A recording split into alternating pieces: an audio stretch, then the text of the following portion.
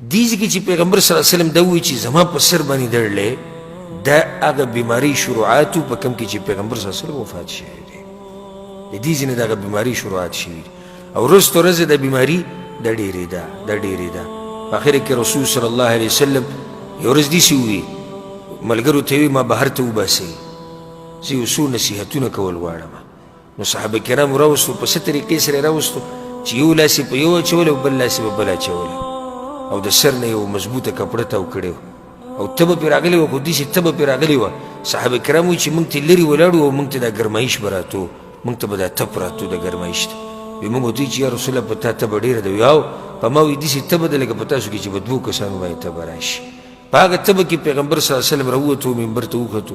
او خطبه وکړه اخرنۍ خطبه وکړه ناشنا خطبه وکړه ناشنا نصیحت یې وکړو ټول صحابه کرام یې وجړول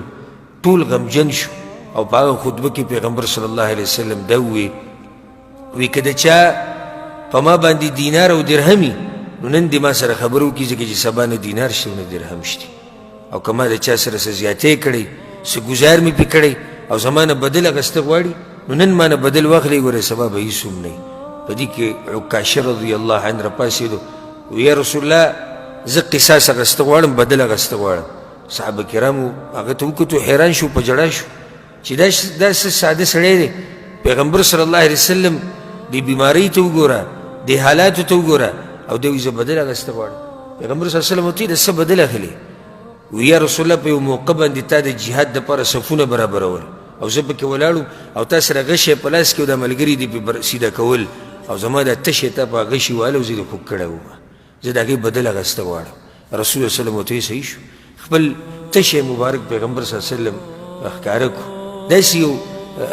عدل والا انسان او داسې عجز انسان او داسې انصاف والا انسان الله سبحانه وتعالی چې د هغه نه سید الاولین والآخرین جوړ کړی هسې یې نه دی جوړ کړی هغه انسان کې اوچت صفات الله سبحانه وتعالی اچولي نو د تشې ښکاره کړو او صحابه کرامو جړاګانې ډېرې زیاتې شوې چې دا عکاشه اخر کوي څه او عکاشه رضی الله عنه د پیغمبر صلی الله علیه وسلم خواته روان شو چې څومره نږدې کېدو د صحابه کرامو جړاګانې زیاتېدې په دې کې علي بن ابي طالب رضی الله عنه راپاڅېدو وی یا رسول الله جسمي لجسمک فدا ای د الله پیغمبره زما جسم ستا د جسم نه قربان شو دی دې ما مړ کړي او دغه بدل شو تا دی په غشي باندې خوږ کړی دی دی دې په بدل کې ما مړ کړي دی دې په بدل کې ما حلال کړي دی دې زما نه بدل واخلي خو تا ته دې څه نه وایي پیغمبر صلی الله علیه وسلم ورته وایي نه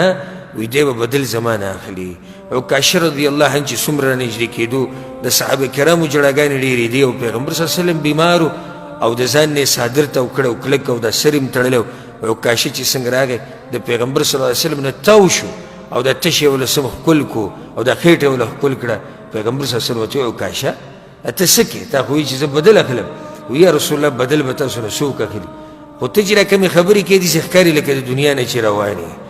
نو ما دا غوښته چې زما او ستا اخرنی ملاقات داسې وشي چې زما سرمن ستا د سرمنې سره ولګي صرف دې دپاره مې دا خبره وکړه او د صحابه کرامو جړاګانې ډېرې شوې دا د پیغمبر صلی الله علیه وسلم هغه خطبه وه چې دې نه بعد بیا پیغمبر صلی الله علیه وسلم بله خطبه نه ده